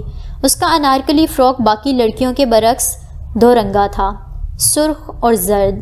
انہی 2 رنگوں کا پراندہ آگے کندھے پہ ڈالے، دوپٹہ سر پر ٹکائے وہ مسکرا کر بہت اعتماد طریقے سے سب سے باتیں کر رہی تھی۔ اس اعتماد میں غرور کی جھلک بھی تھی۔ وہ خوبصورت نہیں تھی مگر خوب سارا پیسہ اپنی تراش خراش پہ لٹانے کے بعد اب بے حد پرکشش لگ رہی تھی۔ پہلو میں بیٹھا اس کا ماموں زادہ فان عام سی شکل کا کینیڈین نیشنل تھا، مگر سننے میں آیا تھا کہ تازہ بے حد امیر ہوا تھا۔ ابھی یہ کہانی حیا نے پوری سنی نہیں تھی۔ وہ بالکل کونے میں رکھی ایک میز کے گرد کرسی پہ بیٹھی تھی۔ وہاں جگہ جگہ ایسی ہی میزوں کے گرد کرسیوں کے پھول بنے تھے۔ کوئی اور وقت ہوتا تو وہ بھی اپنے سبز فراک میں ادھر ادھر خوش باش پھر رہی ہوتی، مگر آج وہ اندر سے اتنی بیزار اور اداس تھی کہ وہیں بیٹھی سب کو خالی خالی نگاہوں سے دیکھے گئی۔ ہر طرف لڑکیاں لڑکے آ جا رہے تھے۔ ثنا اپنا کیمرہ اٹھائے ماتھے پہ جھولتا ٹیکا سنبھالتی ادھر ادھر اٹکیلیاں کرتی تصویریں کھینچتی پھر رہی تھی۔ اسٹیج پہ سائمہ تائی مہوش کو مہندی لگانے کے بعد اب مٹھائی کھلا رہی تھیں۔ ارم بھی وہیں تھی۔ اس کا انارکلی فراک ہلکا فیروزی تھا اور کبھی وہ دوپٹہ گردن میں ڈالتی تو کبھی سر پہ کر لیتی کہ خواتین اور مردوں کا ایک ہی جگہ انتظام تھا اور تایا فرقان بھی آس پاس ہی تھے۔ زاہد چچا روشن خیال تھے تو مہوش کے ماموں کا خاندان بھی آزاد خیال تھا، سو مہندی کا فنکشن مشترکہ رکھا گیا تھا۔ البتہ ان کے خاندان کے لڑکے اور مرد ذرا الگ تھلگ چند میزوں پر براجمان تھے تاکہ برائے نام ہی سے ہی مگر پارٹیشن ہو جائے۔ تایا فرقان اور سلیمان صاحب سب وہیں ہی تھے۔ وہ اسی طرح بیٹھی پراندہ آگے کو ڈالے غیر دلچسپی سے سب کچھ دیکھ رہی تھی۔ اس نے ایک سرسری نگاہ گردو پیش پہ ڈالی، جائزہ لیا، جیہان کو ڈھونڈنا چاہا تھا اور وہ اسے نظر آ بھی گیا تھا۔ دور مردوں کی طرف تایا فرقان اور سلیمان صاحب کے ساتھ کرسی پہ بیٹھا آستین عادتاً کوہنیوں تک موڑے وہ خاصا لاتعلق سا بیٹھا تھا۔ یقیناً وہ جی بھر کر بور ہو رہا تھا۔ وہ تلخی سے سر جھٹک کر واپس اسٹیج کو دیکھنے لگی جہاں فاطمہ مہوش کو مٹھائی کھلا رہی تھی، ساتھ ہی اس کی جڑواں بہن سہرش بیٹھی مسکرا کر کیمرے کو دیکھتی تصویر بنا رہی تھی۔ اس کی انارکلی فراک پستی رنگ کا تھا۔ دونوں بہنوں کی شکل و صورت سمیت سب مختلف تھا، مگر بدلے یہ مغرورانہ انداز یکساں تھے۔ ثنا چونکہ چھوٹی تھی یا فطرتاً مختلف تھی، سو اس نے یہ اثر قبول نہیں کیا تھا۔ اب ایسا بھی کیا ہوا تھا کہ وہ بدلے یا مغرور لگے، اتنی اکڑ میں پھریں؟ کس سے پوچھے؟ اس کے اندر فطری تجسس جنم لینے لگا تھا۔ حیا، ادھر بیٹھی ہو؟ ارم اپنا فیروزی کامدار دوپٹہ سر پہ ٹھیک سے جماتے ہوئے اس کے ساتھ کرسی پہ آ بیٹھی۔ کل کی نسبت اس کا رویہ قدرے دوستانہ تھا۔ ہاں، تم سناؤ، تھک گئی ہوں، وہ جواباً نرمی سے بولی۔ ہاں، بس تھوڑی بہت۔ اچھا، وہ لہجہ ذرا سرسری بنا کر وہ بولی، فون فارغ ہوگا تمہارا؟ مجھے ذرا فضا کو کال کرنی تھی، کچھ نوٹس کا کہنا تھا، میرا فون خراب ہو گیا ہے آج کل۔ حیا نے گہری سانس اندر کو کھینچ کر خارج کی۔ تو ارم سے اس کا فون بھی لے لیا گیا تھا۔ ہاں، فون فارغ ہے، جب چاہے لے لو، مگر کریڈٹ ختم ہے۔ جب سے آئی ہوں ڈلوایا ہی نہیں۔ دوپہر سے ظفر کو ڈھونڈ رہی ہوں، وہ ملے تو اسے بھیج کر کارڈ منگواؤں۔ اس نے طایا فرقان کے کل وقتی ککو کا نام لیا، گو کہ یہ سچ نہیں تھا، اور کریڈٹ اس نے صبح ہی ڈلوایا تھا، مگر وہ ارم کو فون دینا نہیں چاہتی تھی۔ اچھا، ارم کے چہرے پہ واضح مایوسی پھیلی تھی۔ اماں کا فون فارغ ہوگا، لے آؤں؟ وہ اٹھنے لگی تو اس کی توقع کے عین مطابق ارم نے جلدی سے اس کا ہاتھ پکڑ کر روک دیا۔ رہنے دو، میں بعد میں ابا سے لے لوں گی، میرا فون ریپیئرنگ کے لیے گیا ہے، ورنہ خیر تم سناؤ، ترکی میں سب ٹھیک تھا؟ وہ بات کا رخ پلٹ گئی۔ بس وہاں کی تو اب دنیا ہی بدل گئی ہے، مگر اسے چھوڑو، یہ بتاؤ مہوش سہرش کے انداز اتنے بدلے کیوں لگ رہے ہیں؟ اس نے پراندے کے ہاتھ سے پیچھے کمر پہ ڈالتے ہوئے حیرت کا اظہار کیا تھا۔ آخر دونوں کزنس تھیں اور کبھی بہت اچھی دوستیں بھی ہوا کرتی تھیں۔ دماغ خراب ہو گیا ہے ان دونوں کا، ارم سرگوشی میں کہتے ہوئے ذرا قریب کھسک آئی۔ یہ جو عفان صاحب ہیں نا، جن کو میں اپنا ڈرائیور بھی نہ رکھوں، انہوں نے کینیڈا میں کسی ریئلٹی ٹی وی شو میں حصہ لے کر $1.5 ملین جیتے ہیں، اور سب کے جون ہی بدل گئی ہے۔ سنا ہے دونوں ہنی مون پہ یورپ کا ٹور پہ جا رہے ہیں۔ ارم کے لہجے میں نہ حسد تھا نہ رشک، بس وہ اکتائی ہوئی لگ رہی تھی۔ تبھی میں کہوں، اس نے استہزائیہ سر جھٹکا۔ ارم کچھ دیر مزید بیٹھی، پھر اٹھ کر چلی گئی۔ حیا کو اگر کسی نے اسٹیج کی طرف بلایا تو بھی وہ نہیں گئی، اور اصرار بھی کسی نے نہیں کیا۔ اس کے صدمے سے سب واقف تھے، مگر اس کی دوست کے غم میں کسی نے اپنا کام نہیں چھوڑا تھا، اور وہ کسی سے ایسی توقع کر بھی نہیں رہی تھی۔ پھر بھی دل پہ ایک بوجھ سا تھا۔ کتنی بے حس تھی یہ دنیا، کیسے لمحوں میں لوگ ختم ہو جاتے ہیں، اور یہاں کسی کو کچھ نہیں بگڑتا۔ سب کام جاری و ساری تھے، اور ایک دم سے بجلی غائب ہو گئی، ساری بتیاں گل ہو گئیں، ہر طرف اندھیرا اور سناٹا چھا گیا، صرف کیمرہ مین کے کیمروں کے فلیش لائٹس کی روشنی رہ گئی۔ پھر مایوسی، غصہ بھری مزمل سی آوازیں بلند ہوئیں، موبائل کی ٹارچز آن ہوئی، کسی نے بھاگ کر برآمدے کی UPS کی ٹیوب لائٹ جلائی تو مدھم سفید روشنی برآمدے میں پھیل گئی۔ رضا، فرخ اور وغیرہ کو ان کی ماؤں نے آوازیں دیں۔ جنریٹر آٹومیٹک تھا، پھر کیوں نہیں چلا؟ کوئی تو جنریٹر چلائے۔ ہر طرف اکتاہٹ بھری آوازیں سنائی دینے لگیں۔ لڑکے بھاگ کر برآمدے میں آئے اور فرخ نے جلدی سے آگے بڑھ کر جنریٹر چلانے کی کوشش کی، مگر اس کا انجن مردہ پڑا تھا۔ اچھے بھلے فنکشن میں بدمزگی سی ہو گئی تھی۔ ہر طرف بے چینی اور اضطراب بڑھتا جا رہا تھا۔ ہر میز پہ ایک ٹمٹماتی موبائل ٹارچ جگمگا رہی تھی۔ پتہ نہیں ابا نہیں چل رہا۔ داور بھائی نے بھی 2-4 دفعہ کوشش کی، مگر بے سود۔ وہ ہاتھ جوڑ کر مایوسی سے کہتے ہوئے کھڑے ہوئے۔ ابا اور طایا فرقان بھی برآمدے کے ستونوں کے پاس آن کھڑے ہوئے تھے۔ حیا کی میز چونکہ برآمدے سے بہت قریب تھی، سو وہ گردن موڑ کر بیٹھی سب کچھ دیکھ رہی تھی۔ جاؤ مکینک کو بلا کر لاؤ، دوسرے جنریٹر کا بندوبست کرو جلدی، طایا فرقان برہمی سے ڈانٹتے اپنے بیٹوں کو دوڑا رہے تھے۔ کوئی ادھر بھاگا تو کوئی ادھر، ہر طرف ایک شرمندگی اور بیزاری سی پھیل گئی تھی۔ وہ ایک کوہنی میز پہ ٹکائے تھوڑی تلے ہتھیلی رکھے گردن ترچھی کر کے برآمدے کو دیکھے گئی، جہاں مدھم سی روشنی میں رکھا جنریٹر دکھائی دے رہا تھا۔ قریب ہی طایا فرقان اور سلیمان کھڑے قدرے متاسف آپس میں کچھ کہہ رہے تھے۔ دفعتاً وہ ذرا چونکی۔ اس نے جہان کو برآمدے کے زینے چڑھتے ہوئے دیکھا۔ طایا فرقان اور ابا نے اسے نہیں دیکھا تھا۔ وہ واپس آپس میں مصروف تھے۔ وہ خاموش سے آستینے مزید پیچھے موڑتے ہوئے آگے بڑھا اور جنریٹر کے سامنے ایک پنجے اور ایک گھٹنے کے بل بیٹھا۔ نچلا لب دانتوں سے دبائے وہ اب گردن جھکائے جائزہ لینے لگا، پھر سر اٹھایا اور متلاشی نگاہوں سے ادھر ادھر دیکھا۔ قریب سے افراتفری کے عالم میں ثنا اندر جاتی دکھائی دی۔ اس نے ثنا کو آواز دی، وہ ٹھٹک کر رکی۔ اس نے کچھ کہا تو ثنا نے ذرا اچنبھے سے سر اس بات میں ہلایا اور اندر چلی گئی۔ چند لمحوں بعد اس کی واپسی ہوئی تو چھری، پیچکس اور ایسی چند چیزیں اس کے ہاتھ میں تھیں۔ جہان کے ساتھ وہ سب رکھ کر وہ خود بھی وہیں کھڑی ہو گئی۔ وہ جنریٹر کو اتار رہا تھا، تبھی تایا فرقان کی نگاہ اس پر پڑی تو وہ چونکے۔ وہ بغیر اپنے کرتے کی پرواہ کیے زمین پہ بیٹھا جنریٹر میں ہاتھ ڈال کر کچھ دیکھ رہا تھا۔ تایا فرقان کی نگاہوں کا تعاقب میں سلیمان صاحب نے بھی ادھر دیکھا۔ فیول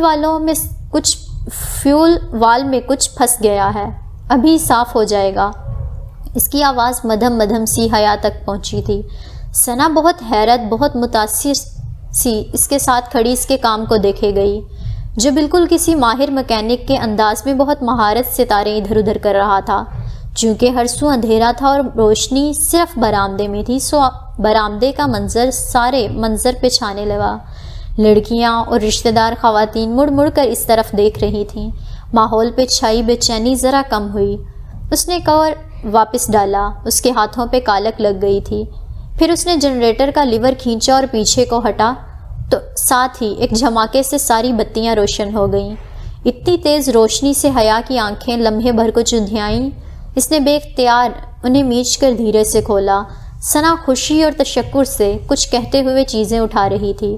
وہ ہاتھ جھاڑتے ہوئے اٹھ رہا تھا۔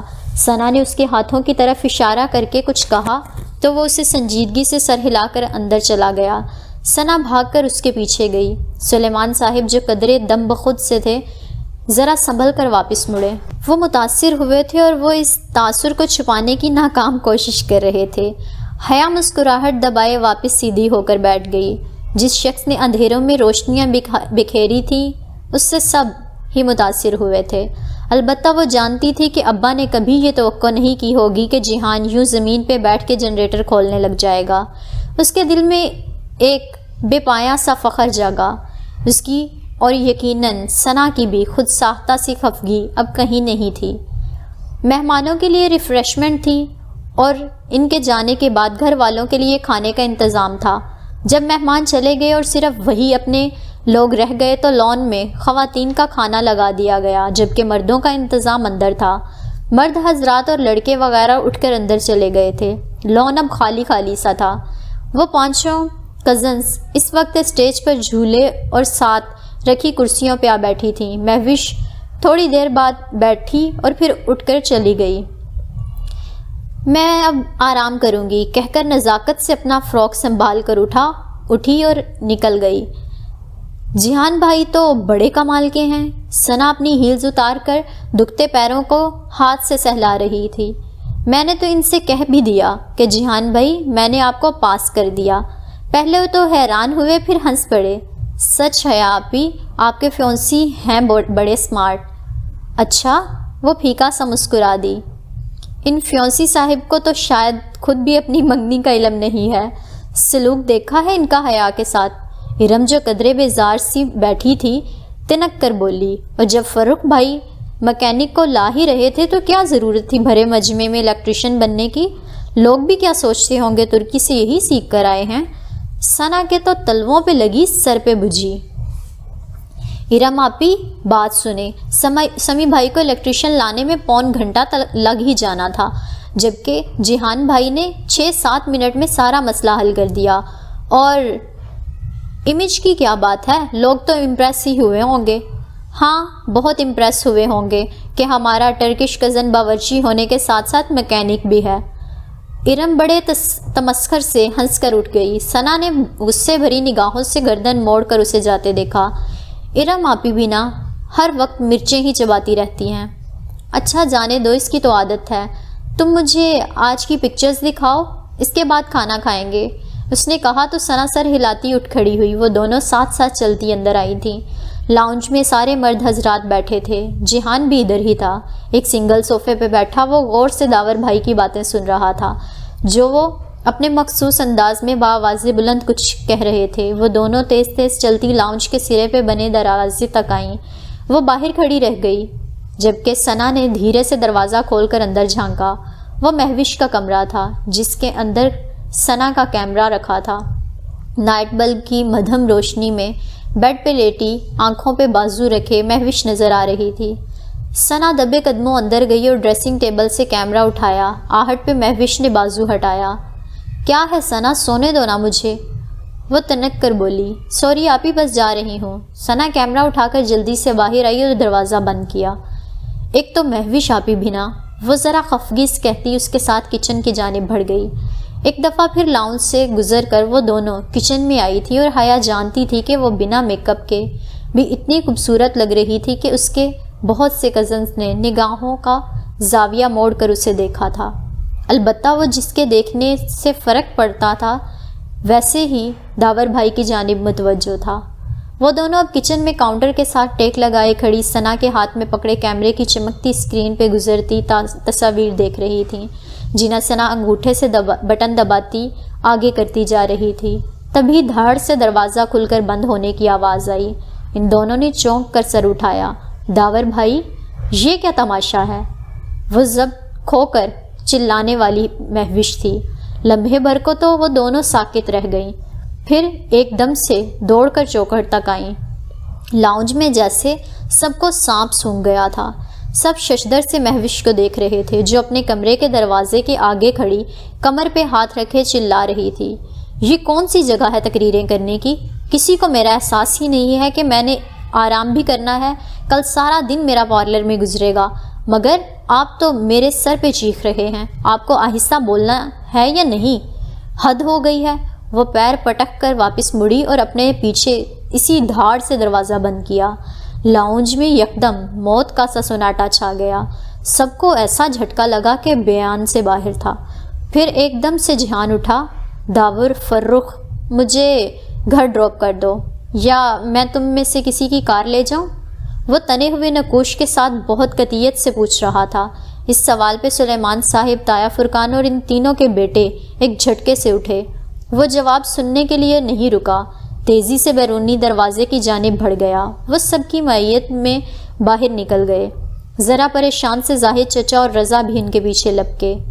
مہوش آپی، آئی کانٹ بلیو دس، ثنا نے بے حد تخیر سے نفی میں سر ہلایا۔ اس کی آنکھیں ڈبڈبا گئی تھیں۔ حیا نے افسوس سے اسے دیکھا اور پھر خالی پڑے لاؤنج کو۔ ابا لوگ بہت غصے میں گئے ہیں، مجھے لگتا ہے ابھی ہمیں چلنے کا کہیں گے۔ اسی پل اس کا فون بجنے لگا۔ اس نے موبائل سامنے کیا، ابا کالنگ۔ باہر پہنچنے کا بلاوا آ گیا تھا۔ سوری ثنا، اس نے بے بسی سے شانے اچکائے، پھر اس کا کندھا تھپتھپایا۔ کل شادی کے فنکشن تک سب کا غصہ اتر چکا ہوگا، فکر نہ کرنا، اچھا؟ کہہ کر وہ تیزی سے باہر لپکی۔ اسی کے ساتھ یہ سین یہاں ہوا ختم اور آج کا ایپیسوڈ بھی۔ لیکن آج کے ایپیسوڈ کا شروع بہت بہت زیادہ دکھی کر دینے والا تھا، بلکہ میں خود پڑھتے ہوئے، حالانکہ میں نے پہلے بھی یہ پڑھ لیا تھا ناول، اور دوبارہ پڑھتے ہوئے بھی مجھے پہلے والی ہی فیلنگ آ رہی تھی اور میری آنکھوں میں آنسو آ رہے تھے خدیجہ کی موت کا سارا واقعہ پڑھ کے۔